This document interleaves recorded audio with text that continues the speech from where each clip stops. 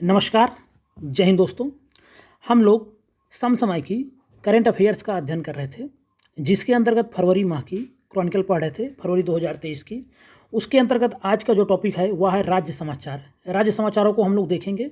आपको बता दूं, यहाँ से बहुत सारे प्रश्न एग्जाम में देखने को मिलते हैं। अगर उत्तराखंड राज्य का समाचार है तो उत्तराखंड पीसीएस के लिए, उत्तर प्रदेश का है तो उत्तर प्रदेश के लिए, और बहुत सारी ऐसी घटनाएं घटी रहती हैं जो सभी परीक्षाओं के लिए महत्वपूर्ण हो जाती हैं। उनको हम लोग देखेंगे। सबसे पहले देखेंगे उत्तराखंड राज्य से संबंधित घटनाओं को। उत्तराखंड के राज्यपाल ने राज्य के धर्म की स्वतंत्रता अधिनियम को अपनी मंजूरी दे दी है। तो ऐसे बहुत सारे अधिनियम को मंजूरी मिलती रहती है, कोई बहुत महत्वपूर्ण नहीं छोड़ देंगे इसको। बात करेंगे हम लोग महाराष्ट्र से, तो अलग दिव्यांग मंत्रालय गठित करने वाला पहला राज्य बन गया कौन? महाराष्ट्र। 2022 में दिसंबर अलग दिव्यांग विभाग गठित करने वाला देश का पहला राज्य कौन बना? महाराष्ट्र। यह प्रश्न बहुत महत्वपूर्ण है, एग्जाम में आपको देखने को मिल सकता है यूपीपीसीएस प्री 2023 के लिए। देश का पहला दिव्यांग विभाग। महाराष्ट्र के मुख्यमंत्री हैं एकनाथ शिंदे द्वारा विकलांग व्यक्तियों के कल्याण के लिए एक अलग दिव्यांग विभाग स्थापित करने की घोषणा की गई है। महाराष्ट्र ऐसा विभाग रखने वाला देश का पहला राज्य बनेगा। तो दिव्यांग मंत्रालय और दिव्यांगों के लिए एक अलग विभाग बनाने वाला महाराष्ट्र पहला राज्य बन जाएगा। महत्वपूर्ण, बहुत महत्वपूर्ण है। यह किसी भी एग्जाम में देखने को मिल सकता है जो हाल फिलहाल में होने जाने वाले हैं। उसके बाद हम लोग बात करते हैं महाराष्ट्र के बारे में। पहले बात दिव्यांगों के बारे में बात करेंगे 3 दिसंबर के बारे में। 3 दिसंबर को विकलांग व्यक्तियों के अंतर्राष्ट्रीय दिवस के रूप में मनाया जाता है। यह दिवस भी महत्वपूर्ण है, पूछा जा सकता है। उसके बाद हम बात करेंगे महाराष्ट्र के बारे में। 1 मई 1960 को बॉम्बे राज्य को मराठी भाषी महाराष्ट्र और गुजराती भाषी गुजरात में विभाजित किया गया और अलग महाराष्ट्र और अलग गुजरात का गठन हुआ। तो 1 मई 1960 को महाराष्ट्र बना था। बात करेंगे मोपा अंतर्राष्ट्रीय हवाई अड्डा के बारे में। प्रधानमंत्री नरेंद्र मोदी ने उत्तरी गोवा के मोपा में अंतर्राष्ट्रीय हवाई अड्डे का नाम गोवा के दिवंगत मुख्यमंत्री और पूर्व केंद्रीय रक्षा मंत्री मनोहर पर्रिकर के नाम पर किया है।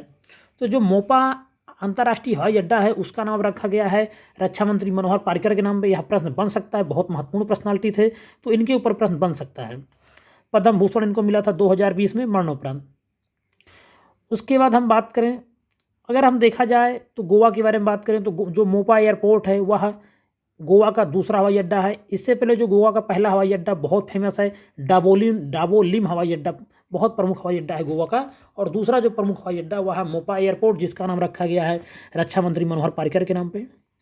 जलवायु परिवर्तन मिशन वाला पहला राज्य कौन बना है? तो यह बना है तमिलनाडु। बहुत महत्वपूर्ण प्रश्न है, एग्जाम में देखने को मिल सकता है। तमिलनाडु राज्य के मुख्यमंत्री हैं एम.के. स्टालिन ने भारत में अपना जलवायु परिवर्तन मिशन का शुभारंभ किया। ऐसा मिशन शुरू करने वाले तब वाला तमिलनाडु देश का पहला राज्य बन गया है। तो यह देश का पहला राज्य बना है, इसलिए बहुत महत्वपूर्ण है। एग्जाम में देख कर जाएंगे, एग्जाम में आ सकता है। बात करेंगे हम लोग कुछ और महत्वपूर्ण घटनाओं का। भारत का सबसे बड़ा तथा चौथा बिजनेस जेट टर्मिनल, भारत का सबसे बड़ा तथा चौथा बिजनेस जेट टर्मिनल कहाँ बना है? केरल में। केरल के मुख्यमंत्री हैं पिनराई विजयन ने कोचीन इंटरनेशनल एयरपोर्ट लिमिटेड में देश के पहले charter gateway business jet terminal का उद्घाटन किया है और यह देश का सबसे बड़ा ऐसा टर्मिनल है। इससे पहले कोचीन हवाई अड्डा दिल्ली, मुंबई और अहमदाबाद के बाद समर्पित निजी जेट टर्मिनल के साथ भारत का चौथा हवाई अड्डा बन गया। इससे पहले कहाँ कहाँ पे है? दिल्ली में है, मुंबई में है और अहमदाबाद में ऐसा जेट टर्मिनल बनाया गया था। अब कोचीन में चौथा बन गया, लेकिन यह भारत का सबसे बड़ा होगा, तो यह महत्वपूर्ण हो सकता है। बात करें कोचीन अंतर्राष्ट्रीय हवाई अड्डे के बारे में, एक महत्वपूर्ण फैक्ट है, यह सौर ऊर्जा से चलने वाला दुनिया का पहला हवाई अड्डा है और यह केरल का सबसे बड़ा तथा भारत का 7वां सबसे बड़ा हवाई अड्डा है। तो जो कोचीन अंतर्राष्ट्रीय हवाई अड्डा है यह सौर ऊर्जा से चलने वाला दुनिया का पहला हवाई अड्डा था। धर्मदम भारत का पहला पूर्ण पुस्तकालय निर्वाचन क्षेत्र, केरल के मुख्यमंत्री पिनराई विजयन का निर्वाचन क्षेत्र है धर्मदम। यह भारत का पहला पूर्ण पुस्तकालय निर्वाचन क्षेत्र बन गया है। तो यह भी पूछा जा सकता है, महत्वपूर्ण हो सकता है। उसके बाद हम बात करेंगे केरल के बारे में। देखें तो केरल भारत में 100% साक्षरता का दर्जा हासिल करने वाला पहला राज्य था। पुथुवाइल नारायण पारिकर को भारत में पुस्तकालय आंदोलन के जनक के रूप में जाना जाता है। तो P.N. पणिक्कर, संविधान में इनकी चर्चा हुई है कहीं ना कहीं। तो पुथुवाइल नारायण पणिक्कर को भारत में, जिसको पी पणिक्कर लिखा रहता है, भारत में पुस्तकालय आंदोलन के जनक के रूप में जाने जाते हैं। तो महत्वपूर्ण हो सकते हैं, पूछा जा सकता है कि भारत में पुस्तकालय आंदोलन का जनक किसे माना जाता है, तो पुथुवाइल नारायण पणिक्कर को। बात करेंगे उड़ीसा के बारे में। उड़ीसा के 10 जिलों में डिजिटलीकरण केंद्रों का उद्घाटन किया गया है। तो कोई बहुत महत्वपूर्ण नहीं, छोड़ देंगे इसको। आगे बात करेंगे हम लोग, असमिया गमोचा को जीआई टैग दिया गया है, महत्वपूर्ण हो सकता है। असम की संस्कृति और पहचान के प्रति गमोचा को पहला आवेदन किए जाने के 5 वर्ष के पश्चात केंद्र सरकार से भौगोलिक संकेत जीआई टैग प्राप्त हो गया है। असम सरकार द्वारा भौगोलिक संकेतक पंजीकरण और संरक्षण अधिनियम 1999 के तहत हथकरघा और कपड़ा निदेशालय के पक्ष में जीआई टैग पंजीकृत किया गया। तो ये जो असमिया गमोचा, इसको जान लेंगे, इसको जीआई टैग प्रदान किया गया है हाल ही में। यह होता क्या है, अभी एक बात करें तो भारत में जीआई टैग की संख्या 432 हो गई है। अधिकतम जीआई टैग वाले शीर्ष राज्य हैं कर्नाटक का पहला स्थान, तमिलनाडु दूसरा, उत्तर प्रदेश का तीसरा स्थान। तो यूपी का जीआई टैग के मामले में कौन सा स्थान है, संख्या के मामले में तीसरा स्थान है। पहला स्थान किसका है, कर्नाटक का। और भारत में कितने जीआई टैग अभी तक, कितनी पदार्थों को दिए गए, कितनी वस्तुओं को दिया गया है, तो 432। उसके बाद हम बात करेंगे गमोचा के बारे में, असमिया गमोचा के बारे में बात करें तो गमोचा का शाब्दिक अर्थ तौलिया होता है और आमतौर पर असमिया घरों में दिन प्रतिदिन इसका उपयोग किया जाता है। बिहू उत्सव के दौरान आदान प्रदान के लिए बने गमोचा को बिहुवन के नाम से जाना जाता है। उसके बाद अगर हम बात करेंगे, एक और महत्वपूर्ण फैक्ट है, संसद द्वारा प्राधिकृत धनराशि की सीमा से अधिक कोई व्यय संसद की स्वीकृति के बिना नहीं किया जा सकता। जब भी अतिरिक्त व्यय करने की आवश्यकता होती है, संसद के पटल पर एक अनुपूरक अनुदान रखा जाता है। तो अनुपूरक अनुदान किस लिए मांगा जाता है, अगर जितनी प्राधिकृत स्वीकृत धनराशि रहती है, अगर उसकी सीमा से अधिक कोई व्यय करना है संसद को, तो उसके लिए संसद की स्वीकृति के बिना नहीं किया जा सकता है। और जब भी अतिरिक्त व्यय करने की आवश्यकता होती है तो संसद के पटल पर एक अनुपूरक अनुमान रखा जाता है। अबुआ बुगिन होदमो शिविर, अबुआ बुगिन होदमो शिविर जनजातीय कार्य मंत्रालय ने सरायकेला खरसावां झारखंड में 1 दिवसीय मेगा स्वास्थ्य शिविर अबुआ बुगिन होदमो हमारा बेहतर स्वास्थ्य का आयोजन किया। जेपीएससी एग्जाम के लिए यह महत्वपूर्ण हो सकता है कि अबुआ बुगिन होदमो शिविर कहाँ आयोजित किया गया, तो झारखंड के सरायकेला खरसावां जिले में किया गया। और इसका मतलब है हमारा बेहतर स्वास्थ्य से संबंधित है, याद रखेंगे इसको। उसके बाद अगर हम देखें तो केंद्रीय जनजातीय मामलों के मंत्रालय, आयुष मंत्रालय, टाटा स्टील फाउंडेशन और जिला प्रशासन द्वारा संयुक्त रूप से मेगा स्वास्थ्य शिविर का आयोजन किया गया था। किसके द्वारा, केंद्रीय जनजातीय मामलों के मंत्रालय, आयुष मंत्रालय, टाटा स्टील फाउंडेशन और जिला प्रशासन द्वारा संयुक्त रूप से इस मेगा शिविर का उद्घाटन किया गया था। उसके बाद अगर हम बात करें उत्तर प्रदेश से संबंधित महत्वपूर्ण घटनाओं के बारे में, तो IHRC के 63वें सत्र का उद्घाटन किया गया है।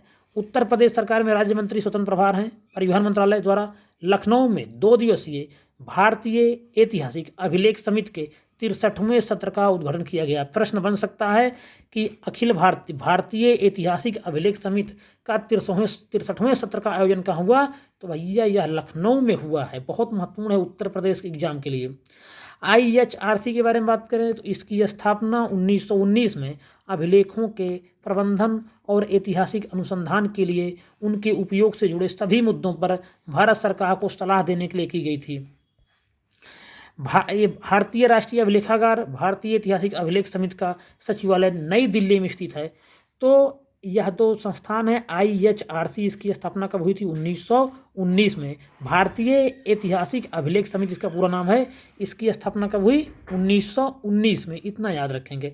आगे बात करेंगे, अहमदाबाद शहर फरवरी से जुलाई 2023 के मध्य G20 बैठकों के हिस्से के रूप में शहरी 20 बैठकों की मेजबानी करेगा।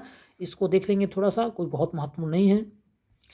उसके बाद अगर हम बात करें, रक्त से कार्पो खुबानी को भौगोलिक संकेत मतलब GI टैग, लद्दाख का पहला भौगोलिक संकेतक उसके रक्त से कार्पो खुबानी को दिया गया है।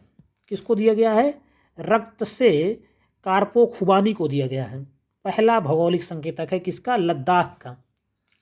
रक्त से कारपो खुबानी हाल ही में जीआई टैग सूची में पंजीकृत 9 वस्तुओं में से एक है। यह लद्दाख में मिठास, सफ़ेदगिरी और रंगीन होने के कारण मशहूर है। कारगिल के लिए वन डिस्ट्रिक्ट वन प्रोडक्ट के तहत खुबानी को बढ़ावा दिया जा रहा है, तो कारगिल से संबंधित है। दिल्ली के बारे में बात करेंगे। दिल्ली अंतर्राष्ट्रीय कला महोत्सव कौन मंत्रालय करा रहा है? संस्कृति मंत्रालय करा रहा है। होयर भारत मीट्स इंडिया टैगलाइन के साथ कर्तव्य पथ पर दिल्ली अंतर्राष्ट्रीय कला महोत्सव का उद्घाटन किया जा रहा है। बात करेंगे 26वां राष्ट्रीय युवा महोत्सव। कर्नाटक के मुख्यमंत्री हैं बासवराज बोम्मई ने 21 दिसंबर 2022 को घोषणा किया कि 26वां राष्ट्रीय युवा महोत्सव 2023 हुबली धारवाड़ के जुड़वा शहरों में आयोजित किया जाएगा। तो कहाँ आयोजित किया जाएगा? हुबली धारवाड़ कर्नाटक में 26वां राष्ट्रीय युवा उत्सव 2023 12 जनवरी 2023 को। उद्घाटन कौन करेगा? पीएम मोदी करेंगे। राष्ट्रीय युवा महोत्सव का आयोजन केंद्रीय युवा मामले और खेल मंत्रालय द्वारा राज्य सरकारों में से एक के सहयोग से किया जाता है। युवा महोत्सव का आयोजन कौन करता है? केंद्रीय युवा मामले और खेल मंत्रालय द्वारा राज्य सरकारों में से एक के सहयोग से किया जाता है। स्वामी विवेकानंद की जयंती 12 जनवरी को ही राष्ट्रीय युवा महोत्सव का आयोजन किया जाता है। पहली बार इसे 1995 में राष्ट्रीय एकता शिविर के कार्यक्रम के तहत आयोजित किया गया। पुद्दुचेरी में 25वें राष्ट्रीय युवा महोत्सव का आयोजन किया गया था। मतलब जो पिछली साल हुआ था वह कहाँ हुआ था? पुद्दुचेरी में। यह भी महत्वपूर्ण है। और 12 से 16 जनवरी को राष्ट्रीय युवा सप्ताह के रूप में मनाया जाता है। यह भी बहुत महत्वपूर्ण है।